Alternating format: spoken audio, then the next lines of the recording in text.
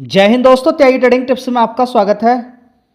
दोस्तों, इस वीडियो के अंदर हम चर्चा करने वाले हैं सिर्फ एक शेयर के बारे में। शेयर का नाम है SJVN, जो कि पावर सेक्टर को बिलोंग करती है, इलेक्ट्रिसिटी बनाती है। जैसे ही वर्ड आता है इलेक्ट्रिसिटी, तो आपका फोकस होना चाहिए कि इलेक्ट्रिसिटी के यूजेस क्या क्या हैं, काम क्या है इलेक्ट्रिसिटी का, कहाँ कहाँ इलेक्ट्रिसिटी इस्तेमाल की जाती है, आपकी ज़रूरत है भी या नहीं है, और कितने साल तक हम इलेक्ट्रिसिटी को इस्तेमाल कर सकते हैं, कब तक ज़रूरत पड़ेगी हमें इलेक्ट्रिसिटी की। तो आप देखेंगे कि आपके घर में इलेक्ट्रिसिटी है, आपके पड़ोस में इलेक्ट्रिसिटी है, तो इलेक्ट्रिसिटी की रिक्वायरमेंट के लिए आपके प्रोडक्ट जो कि आप इस्तेमाल करते हैं, वॉशिंग मशीन से लेकर रेफ्रिजरेटर तक, एयर कंडीशनर तक, सारी चीज़ें। जी, इलेक्ट्रिसिटी की इतनी ज़्यादा ज़रूरत तो हमें नहीं है। देखिए, हर किसी को इलेक्ट्रिसिटी की ज़रूरत पड़ती है, हर किसी को पड़ेगी अब आने वाले टाइम में। अगर आपने एक पक्का मकान बना लिया है, जी पक्के मकान से इलेक्ट्रिसिटी का क्या लेना देना है। कच्चा मकान है तो शायद आपको इलेक्ट्रिसिटी की रिक्वायरमेंट ना हो। आपका एक ऐसा मकान है जो कि कच्चा मकान है। कच्चा मकान का मतलब ये है कि छत आपकी कैसी है, उस पर मिट्टी डली हुई है। जी, ऐसा तो किसी का नहीं है, आजकल तो ऐसा कोई है ही नहीं है, तो तभी मैं आपको बता रहा हूँ। अगर वैसा नहीं है, आपने पक्का मकान बना लिया है, मेहनत कर ली है आपने और मकान आपने बना लिया है, या फिर आपने नहीं भी बनाया है, कोई बात नहीं, आपका कच्चा मकान है और पड़ोस का पक्का मकान है, तब भी आपको गर्मी लगने वाली है। ये का लॉजिक हो गया।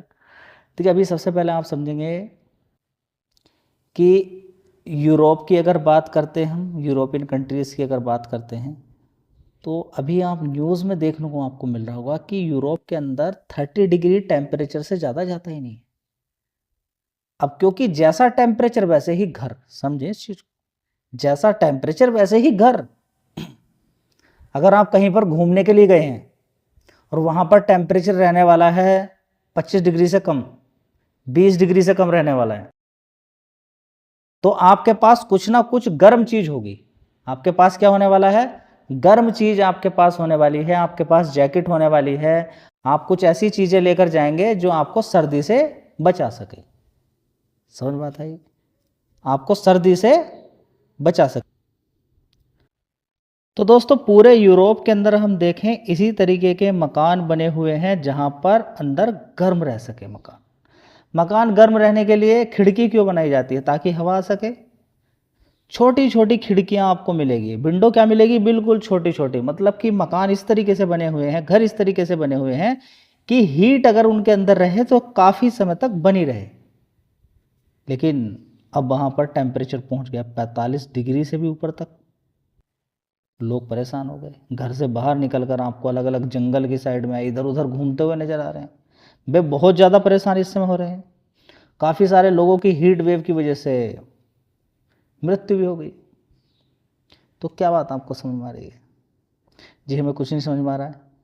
देखिए, सबसे पहले आप समझेंगे कि अगर इसी तरीके से टेम्परेचर बढ़ता है, देखिए अभी की बात नहीं कर रहा हूँ मैं, आने वाले टाइम की भी अगर बात कर रहा हूँ मैं। देखिए, अभी अगर ऐसे इलाकों में भी गर्मी पड़ रही है जहाँ पर ठंड होती थी, तो ये आपके लिए सिग्नल अच्छा नहीं है। हो सकता है कि आप ऐसे एरिया के अंदर रहते हो जहाँ पर पहले से ही पिछले 20 साल से आप गर्मी झेल रहे हैं। बहुत अच्छी बात है, आप झेल रहे हैं। लेकिन ज़्यादा गर्मी का होने का मतलब आप समझिए कि बहुत बड़ी दिक्कत, ज़्यादा बड़ी गर्मी होने का बहुत बड़ी दिक्कत। वो जब बहुत ज़्यादा गर्मी होती है तो डिमांड एयर कंडीशनर की। एयर कंडीशनर किससे चलाओगे? जी, इलेक्ट्रिसिटी से। तो यहाँ पर बड़ी ज़ोरदार फ़ायदा देखने को मिलता है उन कंपनियों का जो इलेक्ट्रिसिटी बनाती हैं। अब इलेक्ट्रिक व्हीकल की भी तरफ हम फोकस कर रहे हैं, ठीक है। साथ ही हम एयर कंडीशनर भी चाहिए, अब किसी को कूलर चाहिए, फैन चाहिए, चाहिए। मतलब फ्रांस के अगर हम देखें, यूरोपियन कंट्री के अंदर कुछ देशों के अंदर तो एयर कंडीशनर की बिक्री इतनी ज़्यादा बढ़ गई है कि भाव भी एयर कंडीशनर के बहुत ज़्यादा बढ़ा दिए गए। बहुत ज़्यादा डबल डबल के भाव पैसे लिए जा रहे हैं। अचानक ऐसा देखने को मिल रहा है। जी, फिर हमें आप डरा रहे हैं या स्टॉक के बारे में बता रहे हैं? देखिए, मैं आपको एक आइडिया दे रहा हूँ इन फ्यूचर के लिए। रिकमेंडेशन कोई नहीं होती है, लेकिन हाँ, एजुकेशनल पर्पज से मैं वीडियो बनाता रहता हूँ ताकि आप उस वे में सोच सके। मैं आपकी सोच को डेवलप कर रहा हूँ। आपके सोचने के तरीके को कर रहा हूँ कि आने वाले टाइम में किसी कंपनी को चूज करते समय, पिक करते समय हमें क्या क्या चीज़ें देखनी चाहिए। हमें फ्यूचर का देखना चाहिए कि वो टिकेगी क्या नहीं टिकेगी, करंट का नहीं देखना है। करंट में कंपनी के अच्छे रिजल्ट्स आ रहे हैं, सब कुछ ठीक है, लेकिन लग रहा है कि आगे 10 साल 5 साल 6 साल के बाद वो कंपनी आगे नहीं टिकेगी, तो आप कितनी भी कोशिश कर लीजिएगा, उसके कितने भी अच्छे रिजल्ट्स आ रहे हैं, वो कंपनी नहीं भागी। कंपनी अभी नुकसान दिखा रही है, कोई खास प्रॉफिट भी नहीं दिखा रही है, लेकिन उसका फ्यूचर ब्राइट लग रहा है, उस शेयर के अंदर लोग ज़बरदस्त खरीदारी करना शुरू करेंगे और थोड़ा बहुत नीचे गिरेगा, ऊपर भी जाएगा, गिरेगा, कंपनी नुकसान पोस्ट करेगी, तब भी चलेगा। अगर बिजनेस बढ़िया है, लोग टिके रहेंगे वहाँ पर। तो खेल कहाँ पर आ गया? पहला कि बड़े बड़े मकान लगातार बनते जा रहे हैं, इसको आप अवॉइड कर देते हैं। इसको अवॉइड नहीं करना है आपको। जितने ज़्यादा सीमेंट के, कंक्रीट के मकान बनेंगे, उस पर आपका फोकस होना चाहिए कि सूर्य की किरणें तो पहले भी पड़ती हैं, पहले से ही पड़ती हैं, लेकिन वो ऐसी जगह पड़े। देखिए, दो चीज़ें हैं, एक मिट्टी पर भी पड़ेगी सूर्य की किरणें, पेड़ों पर भी पड़ेंगी, ठीक है, और एक आपके जो मकान हैं उन पर भी पड़ेगी, लोहा भी है उस पर भी पड़ेगी। तो लोहे को आप देखेंगे तो गर्म हो जाएगा। गर्म होने के बाद वो इतना हीट अपने अंदर रख लेगा कि वो रात के 11-12 बजे तक भी गर्म ही रहेगा। आप अपनी दीवारों को, अपनी छत को देखिएगा, उसमें आप 10 बजे 11 बजे एक बार देखिए, छू के टच करके देखिएगा, वो गर्म दिखाई देंगे आपको दीवारें। वो गर्म होने का मतलब आप समझते हैं कि वो एटमॉस्फेयर के अंदर हीट को भेजेंगी। समझ बात आ गई आपको? समझ बात आई ना? ये क्या हो गया? पक्का हो गया आप ये काम, ये रीजन पक्का वाला हो गया। अब आप पेड़ लगाइए, एटमॉस्फेयर चेंज होगा। बस आप ये देखिए, बड़ी बड़ी के बिल्डिंगें बनी हुई हैं, बड़े बड़े मकान बने हुए हैं, तो आप ये मान के चल सकते हैं कि गर्मी तो अब रहने ही वाली है। हाँ, थोड़े समय के लिए टेम्परेचर बदल सकता है, कुछ और भी चीज़ें देखने को मिल सकती हैं, क्योंकि प्रकृति को आप चैलेंज नहीं कर सकते। ठीक है, प्रकृति को आप चैलेंज नहीं कर सकते हैं। प्रकृति को चैलेंज करने से क्या होगा? वेनेजुला के अंदर देखिए, अर्थक्वेक आया, कितनी सारी बिल्डिंगें धराशायी हो गई। हमारी तरफ से भी सेवा गई है वहाँ पर, लोग गए हैं वहाँ पर सेवा करने के लिए, खाना वगैरह भी लेकर गए हैं, और दूसरे कंट्रीज से भी वहाँ पर पहुँचे हैं। लेकिन प्रकृति को चैलेंज क्या कर सकते हो आप? बड़ी बड़ी के बिल्डिंगें बनाकर आप तैयार कर सकते हैं, हर कुछ कर सकते हैं, लेकिन उनका सिस्टम अगर नहीं हुआ तो बहुत सारे लोग हैं पहाड़ी एरिया के अंदर घर बनाकर बहुत कोशिश कर रहे हैं मकान बनाने के लिए। जब बादल फटता है तो पता ही नहीं चलता वो कहाँ पहुँच जाते हैं, फिर वे कहते हैं नहीं यहाँ पर सेफ नहीं है। क्यों जा रहे हो वहाँ? पहाड़ी एरिया के अंदर घूमना फिरना ठीक है, वहाँ पर परमानेंट क्यों रह रहे हो? वहाँ पर आप क्यों वहाँ के एटमॉस्फेयर को चेंज करने के लिए वहाँ पर जाओगे, फिर बड़े बड़े मकान बनाओगे, मकान वो हीट बढ़ेगी वहाँ पर, फिर दिक्कतें परेशानी होगी, सारी चीज़ें। ठीक है, खेल समझ में आ रहा है? इलेक्ट्रिसिटी की डिमांड कभी रुकने वाली नहीं है, इस चीज़ को आप समझिए। और आपके घर में वॉशिंग मशीन से लेकर रेफ्रिजरेटर, बहुत सारी चीज़ें, बड़ी बड़ी बिल्डिंगों के अंदर एयर कंडीशन देखिए, जाड़ों के समय भी आप अपने रूम को गर्म करने के लिए भी तो आप इसका इस्तेमाल करते हैं। वॉशिंग मशीन हर किसी के घर में हो चुका है। तो इलेक्ट्रिसिटी की डिमांड, अब दूसरी बात, यहाँ पर इलेक्ट्रिक व्हीकल भी आ गए हैं। तो मैंने एक आइडिया आपको दिया है कि इलेक्ट्रिसिटी की डिमांड आगे आने वाले टाइम में कम नहीं होने वाली है, और ज़्यादा बढ़ने वाली है। डेटा सेंटर आप देखिए, आपके पास मोबाइल है, हर किसी के पास चार्जिंग चाहिए, आपको चाहिए। ठीक है, गैस कम मिलती है तो फिर लोग इंडक्शन चूल्हे पे भी काम करना शुरू कर देते हैं। तो इलेक्ट्रिसिटी की डिमांड हमेशा बनी रहेगी। अब कमाल की बात कि देख लें क्या शेयर गिरा हुआ है। ठीक है, तो सबसे पहले देखिए कितने का शेयर होता था, 30-35 रुपये का। इसके बारे में कई बार पहले बताया गया था।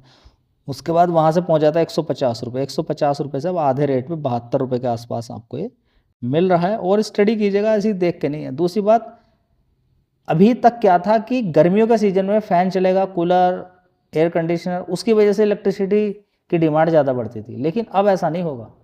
अब इलेक्ट्रिक व्हीकल आ चुके हैं और इंडिया और ज़्यादा ग्रोथ कर रहा है, तो अब इलेक्ट्रिसिटी की डिमांड हमेशा बनी ही रहेगी, पूरे साल बनी रहेगी। एक बढ़िया चीज़ ये मिल गई आपको कि 28,000 करोड़ का मार्केट कैप है। मार्च क्वार्टर की अगर बात करते हैं तो आप यहाँ पर देख सकते हैं, मार्च क्वार्टर में आप देखेंगे कि बढ़िया शानदार परफॉर्मेंस यहाँ पर देखने को मिली है। तो जून क्वार्टर में भी गर्मी अच्छी ही है, सितंबर क्वार्टर में भी बढ़िया रहेगी। तो आगे आने वाले टाइम में अच्छा ही देखने को मिल सकता है कि रेवेन्यू आगे बढ़ के ही आए इस कंपनी का, लेकिन गारंटी वाली कोई बात नहीं होती है। अभी देख के, और दूसरी कंपनियाँ का भी इलेक्ट्रिसिटी बिकती है, तो बहुत कुछ है, आपको स्टडी करनी है। एक हिंट मैंने आपको दी है, और भी दूसरे शेयर होते हैं इस सेक्टर के। ठीक है, उन पे भी आप ध्यान लगा सकते हैं। कोई ज़रूरी नहीं कि मैंने आपको ये शेयर बताया नहीं, एक जस्ट एग्जाम्पल के तौर पे लिया, आप इसी को लें, कोई और दूसरा शेयर भी देख सकते हैं। 1 साल पहले 504 करोड़ का रेवेन्यू था, उसके बाद 917 करोड़, उसके बाद 1032 करोड़, 1082 करोड़, और अभी देखेंगे 1496 करोड़ का रेवेन्यू देखने को मिला है। 916 करोड़ का ऑपरेटिंग प्रॉफिट, उससे पहले 773 करोड़ का था, 860 करोड़ का एक साल उससे पहले 707 करोड़ का, और एक साल पहले 241 करोड़ का। एक साल पहले 241 करोड़ का ऑपरेटिंग प्रॉफिट, और इस समय गजब 910 करोड़। जी तो बहुत शानदार रिजल्ट्स आए हैं, बस तो थोड़ा सा फोकस कीजिए। अब आप कहेंगे कि इतने शानदार रिजल्ट्स यहाँ पर SJVN के देखने को मिल रहे हैं, ठीक है, लेकिन खेल किस चीज़ का है दोस्तों? अब आप यहाँ पर देखा, एक साल पहले 241 करोड़, डबल से ज़्यादा है यहाँ पर ऑपरेटिंग प्रॉफिट, ये ही मेन है। जी आपने तो थंबनेल में लिखा है कि कंपनी का प्रॉफिट सीधा बढ़ गया है। देखिए ऑपरेटिंग प्रॉफिट के अंदर भी इस तरीके की अगर यहाँ पर ज़बरदस्त तेज़ी देखने को मिलती है तो एक अच्छी बात रहती है, लेकिन उसके बाद काफ़ी सारे एडजस्टमेंट रहते हैं। देखिए जैसे कि इंटरेस्ट यहाँ पर कितना होता था, 245 करोड़ से सीधा सीधा बढ़कर 522 करोड़ हो गया। डिप्रिसिएशन 216 का, तो यहाँ पे 494 करोड़ हो गया।